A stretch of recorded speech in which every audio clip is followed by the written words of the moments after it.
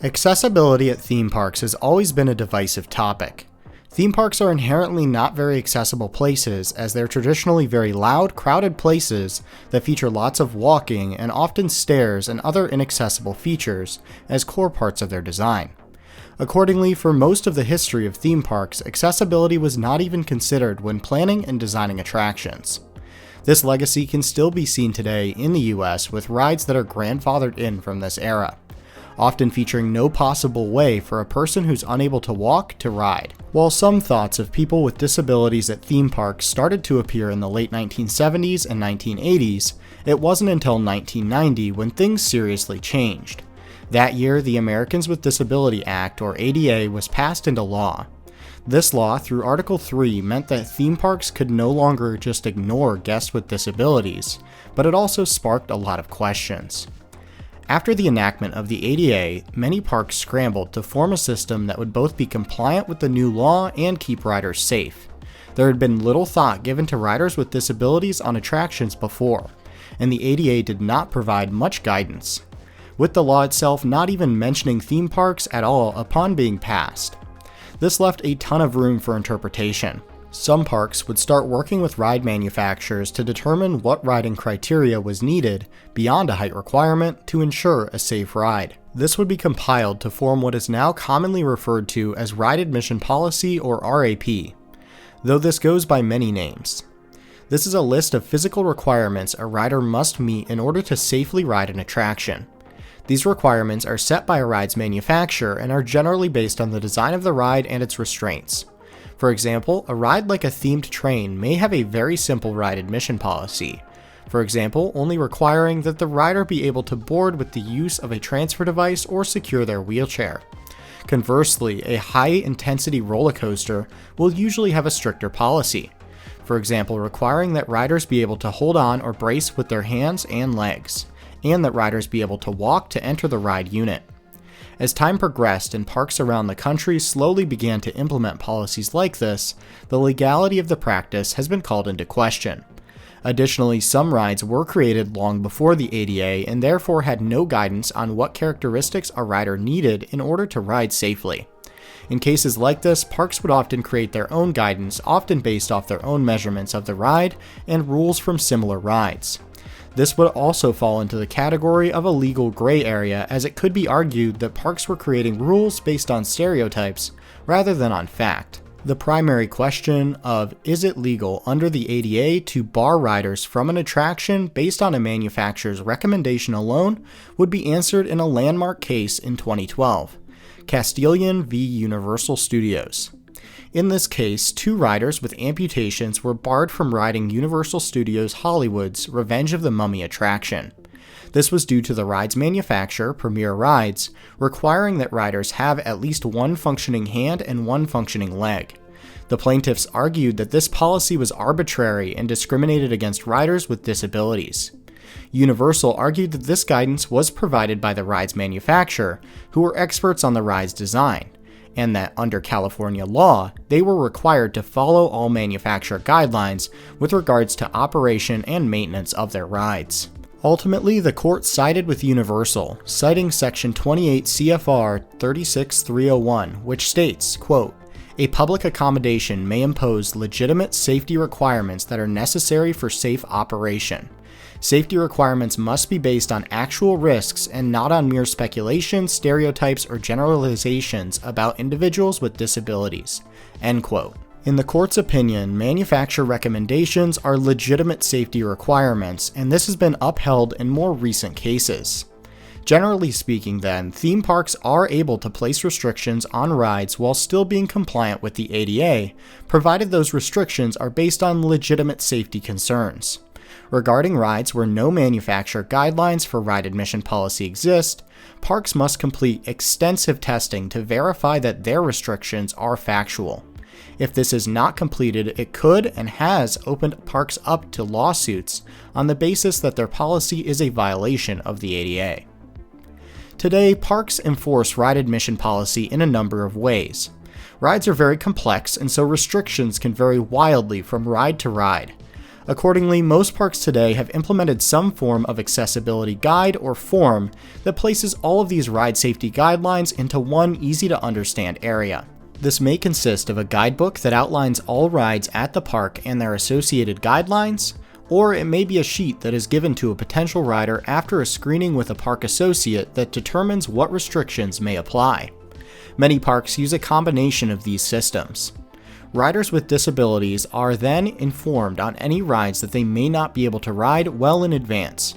Ride operators are also trained on their specific attractions policy, so they can act as a secondary screening to ensure that riders are able to ride safely. The ADA was amended in 2010, adding the 2010 ADA standards for accessible design. This marked the first time the ADA directly mentioned amusement rides. This new edition requires that theme parks make the walkways and stations around the park and leading to all rides accessible. It also required that new rides or rides that are modified feature an accessible seat or a transfer device so that riders with disabilities are able to enter the ride unit safely. Special exceptions were made for traveling rides, rides without seats like water slides, and rides that are controlled by the rider. In cases where no accessible route is available through the standard queue, theme parks have often decided to make the ride's exit area accessible through the use of an elevator or ramp. This results in guests with disabilities having to board through the exit area, rather than the normal loading area. At the time of this video's creation, this is considered fairly standard practice, but it could be argued to be a violation of the ADA, at least with new attractions, as according to ADA section 206.3, quote, accessible route shall coincide with or be located in the same area as general circulation paths, end quote. A ride's accessible entrance located in a behind-the-scenes area or in a ride exit far away from the entrance could be argued to be in violation of this. This policy has also led to another discussion that we'll move on to next. We have now discussed in detail how theme parks' accommodations for guests with physical disabilities have changed over the years. A different discussion surrounds this topic for guests with non-physical disabilities. In the early days of accessibility at theme parks, parks would accommodate these guests simply by issuing them some type of pass that allowed immediate access through the ride exit or accessible entrance. As knowledge of these programs became more common, many parks unfortunately started to see abuse of this program. Inside the US, it's almost impossible to ask someone to prove that they have a disability due to a myriad of other laws. This meant that in the early days, anyone could arrange for this accommodation regardless of if they needed it or not. As abuse of this first version of the system grew, many parks made modifications. The Disney parks were one of the first to adopt changes, requiring that these riders go to attractions they wish to ride and receive return times equal to the ride's current wait time. This would allow the rider to wait in a comfortable place away from crowds and the need to stand for long periods of time, while also keeping this program fair and reducing abuse. This system was met with a lawsuit bringing into question if this type of policy was legal. The case A.L. v. Walt Disney Parks and Resorts was filed by a plaintiff with autism who claimed that Disney's program, the DAS program, failed to accommodate their inability to wait in line and their need for routine in their park visit. The court would ultimately rule in favor of Disney, stating that the program did provide a reasonable accommodation. A higher court would later rule that while the program itself was not in violation of the ADA, there were, quote, factual disputes regarding whether its provisions sufficiently addressed the plaintiff's specific impairments related to waiting and routine, end quote, and that there may be modifications needed to the program in order to accommodate specific situations, like the need for a routine while at the park. In 2025, most parks have some form of accessibility system patterned off the Disney return time model. Unfortunately, these systems still find themselves to be the target of abuse, primarily due to their ability to take riders out of the line and allow them to do other things, like riding other rides. This has caused parks to implement a variety of strategies to try and curb abuse. This brings us to the present day, where there are a few different policies around the industry attempting to keep these programs exclusive to those who actually need them.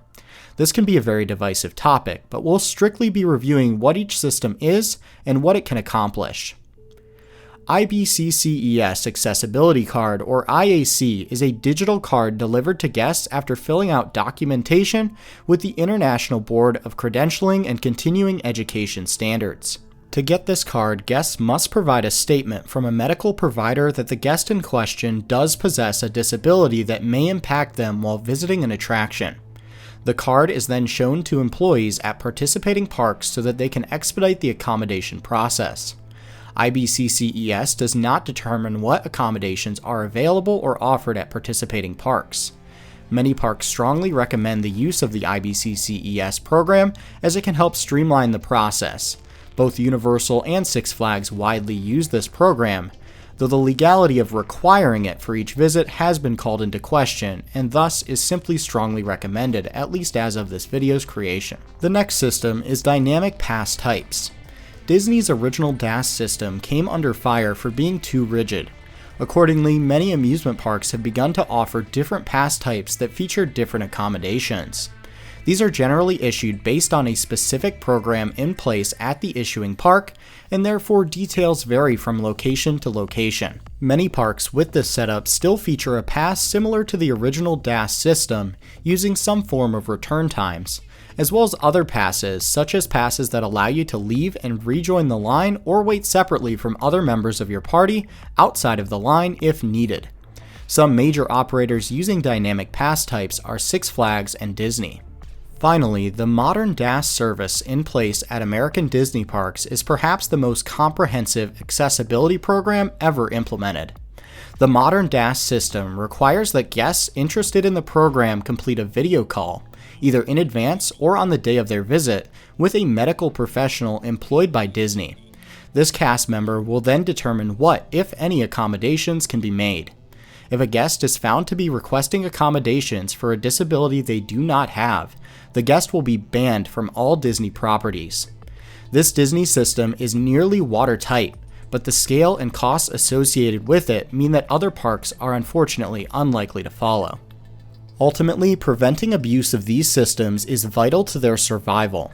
As more and more people use them, ride exits start to look more like just another ride entrance, making them not accessible to those who need the program in order to enjoy the park. Yet these programs must walk a very thin line, as to not accidentally prevent those who need the program from using it. I will conclude this already way too long video with one more thought. Is waiting in line a fundamental part of the theme park experience? According to section 12182, Article B of the ADA, quote, "A failure to make reasonable accommodations in policies, practices, or procedures when such modifications are necessary to afford such goods, services, facilities, privileges, advantages, or accommodations to individuals with disabilities, unless the entity can demonstrate that making such modifications would fundamentally alter the nature of such goods, services, facilities, privileges, advantages, or accommodations." End quote. The key words in this statement are fundamentally alter. Is waiting in line a fundamental part of the amusement park experience?